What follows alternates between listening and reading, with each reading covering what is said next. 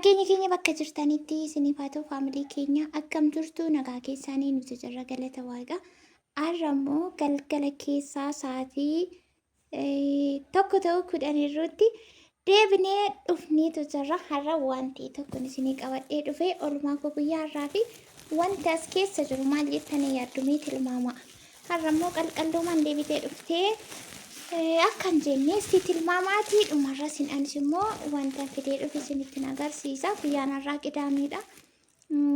Eessumattuu gabaa natti fakkaata na biraas gabaadha.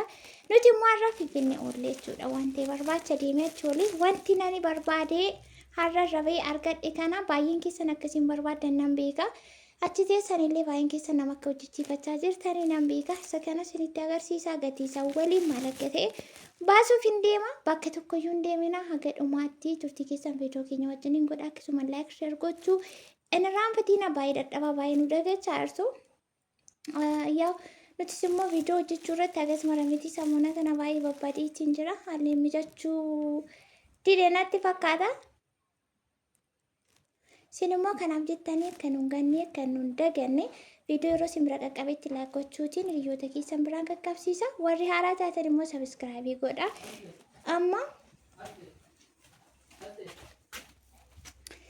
Amma kallattii mangaaraa wanticha ilaaluutti darbinaa jechuudha.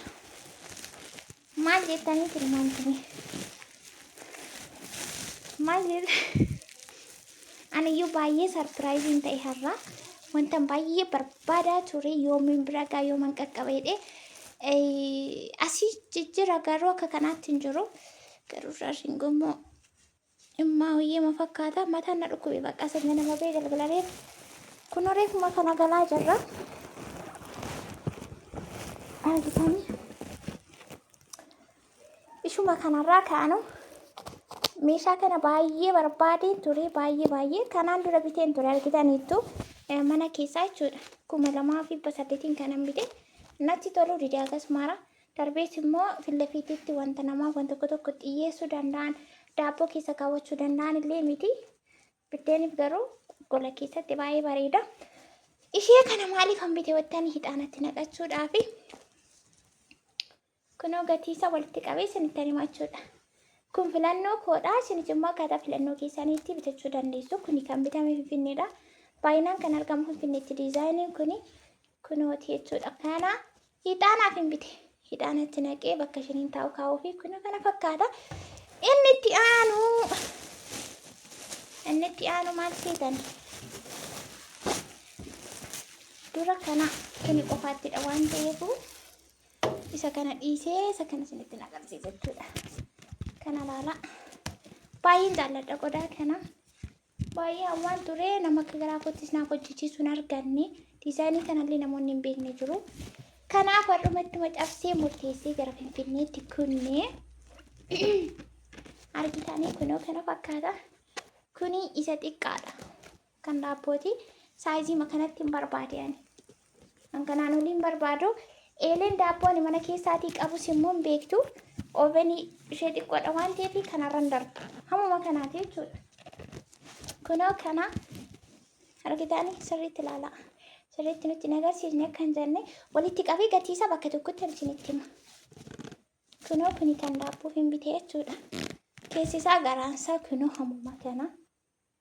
Baay'ee jabaata.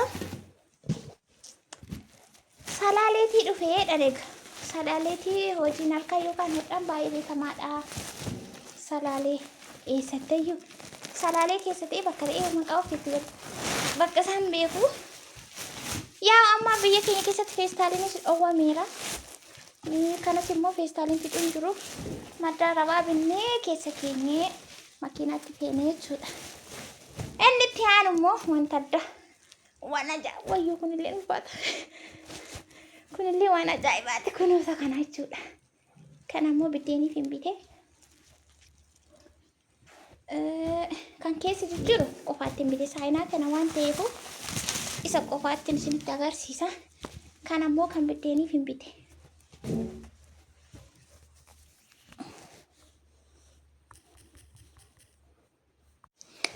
Kunoo isa kana argitaniittu isinitti mul'ata miidhagina. Kana biddeenaa kan bitee jechuudha. Lamaan sana barbaachisa. Diizaayiniin kunoo kanumadha. Keessisaa kana guddina isaas kanuma barbaade. Qadaaddiin immoo kunoo isa kana. Akka kanaattidha. Duubatti si keessatti agarsiisudha.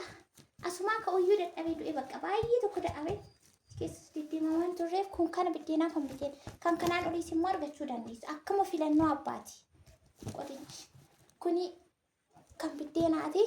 Kun immoo inni kun immoo kan daabbooti jechuudha. Argitanii garaagarummaa qaba guddaaf xiqqaa. Garuu walumaa fakkaata. Kana biddeena biddeen kukkutanii as keessa kaa'anii dhiyeessuun hin danda'ama. Gola keessa illee bakka barbaadan kaawwachuutii dandeessu. Inni guddaa fododdoon isaa garuu duukaan nama rakkisa. Inni manni kanaan dura bitee suni akkaataan isaa namaan galu. Bakki illee san ga'u firiijirroon kaa'ullee hin ta'u. Annaa hawwiin kun isa kanadha waan ta'eefuu har'a kanarra baheetiin galee jechuudha. Garaagarummaa guddina isaa immoo kun akkasii kun immoo akkasii jechuudha. Argitanii akka kanaattiin bite saayizii akka kanaatti na barbaachise kun ishee xiqqoodha. Inni kun immoo isa guddaadha. Akkasittiin har'a aniin keessan sarpiraayiziin ta'ee baay'ee tokkoon jaalladha. Godaa kan diizaayinii kana baay'een jaalladha. Kana fakkaata. Gatiinsaa sadansaa bakka tokkotti kana wajjiniin jechuudha. Gatiinsaa isa xiqqaa kanaaf isa guddaa ishee xiqqoo kana dabalatee birrii 7,250.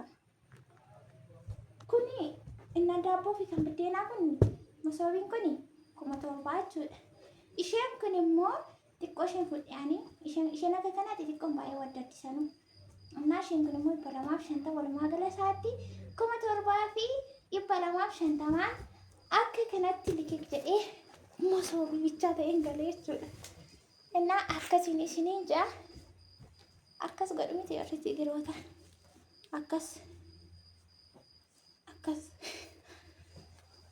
akkasiin isiniin jaa gaayis saayinaa immoo isinitti agarsiisa. Saayinaas immoo as keessatti hin barbaade. Kunoo kana kunoo isa orjinaaladha. Mikeelii jechuudha. Isa qoqoq jedhu sana miti.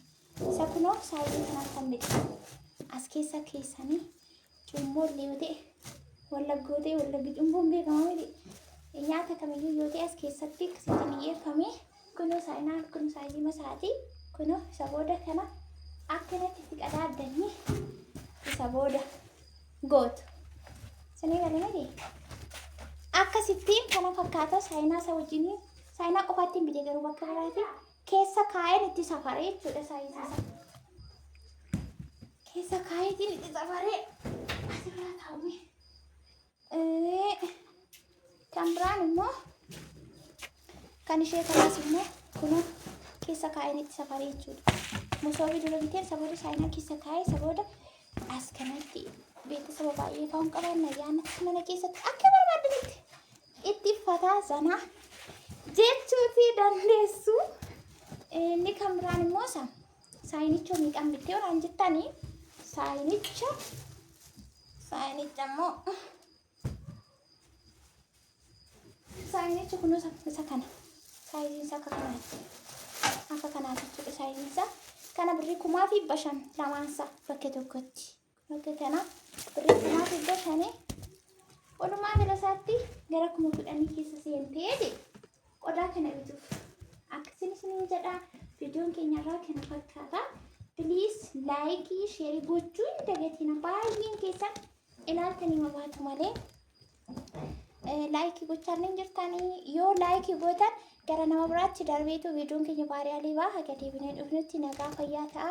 Baay'ee.